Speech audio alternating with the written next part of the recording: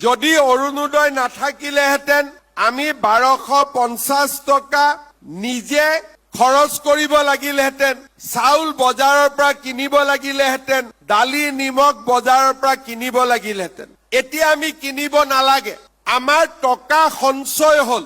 এই সঞ্চয় হোৱা টকাখিনি আমি ক'ত খৰচ কৰিম? মোৰ এটাই অনুৰোধ, আমাৰ যিখিনি টকা পইচা সঞ্চয় হল এইখিনি আমাৰ ল'ৰা ছোৱালীৰ শিক্ষাৰ বাবে আমি খৰচ কৰিব লাগিব। কাৰণ অসমৰ ভৱিষ্যত যদি আমি নিৰ্মাণ কৰিব খোজো, আমাৰ নতুন প্ৰজন্মক আমি শিক্ষিত কৰিব লাগিব। চৰকাৰে এই আঁচনিবিলাক দিয়াৰ বাবে যিখিনি পুঁজি, যিখিনি টকা আমাৰ ঘৰত সঞ্চয় হয়, এই টকাখিনি আমি যাতে আমাৰ ল'ৰা ছোৱালীৰ শিক্ষাৰ বাবে খৰচ কৰো। কাৰণ আমাৰ অসমত আমি প্ৰতিগৰাকী ল'ৰা ছোৱালীক শিক্ষিত কৰিব খোজো। আমি তেওঁলোকক একোটা মানৱ সম্পদ ৰূপে গঢ়ি তুলিব খোজো।